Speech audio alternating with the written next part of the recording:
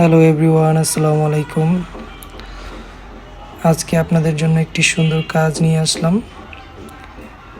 কাজটি হচ্ছে Poco X2। ফোনটির প্রবলেম ছিল, ফোনটির ব্যাক ক্যামেরা আসতো না। মাল্টিমিটার দিয়ে চেক করে দেখলাম প্রবলেমটি সিপিইউ থেকে। তো আস্তে আস্তে করে গ্রাইন্ডিং দিয়ে টিনটি কাটা শুরু করলাম।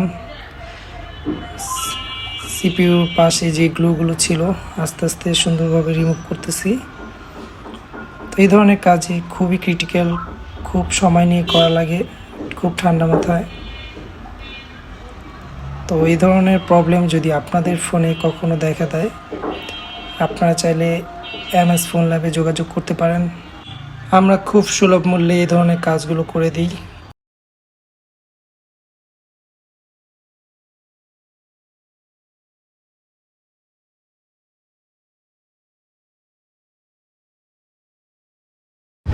আপনারা কাজটি দেখতে পারতেছেন যে এই কাজটি করতে আমার প্রায় 2 ঘন্টা সময় লেগে গেছে।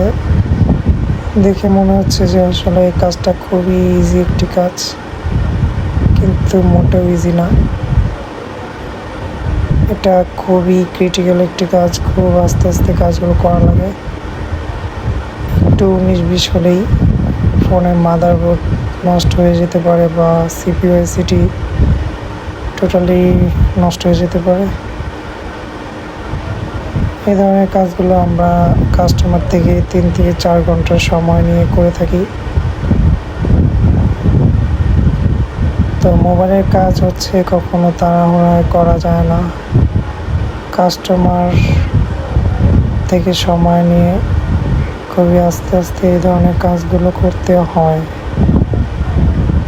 তো সিপিইউ আইসিটা ক্লিন করা হয়ে গেল, এখন রিভলভ করব। রিভলভ করা হয়ে গেল, খুবই আস্তে আস্তে রিভলভ করে ফেললাম। একটা বল মিস হয়েছে, বলটা কীভাবে বসালাম দেখতেই পারলেন। তো এই ধরনের কাজগুলো আপনারা চাইলে আমাদের কাছে করাতে পারেন।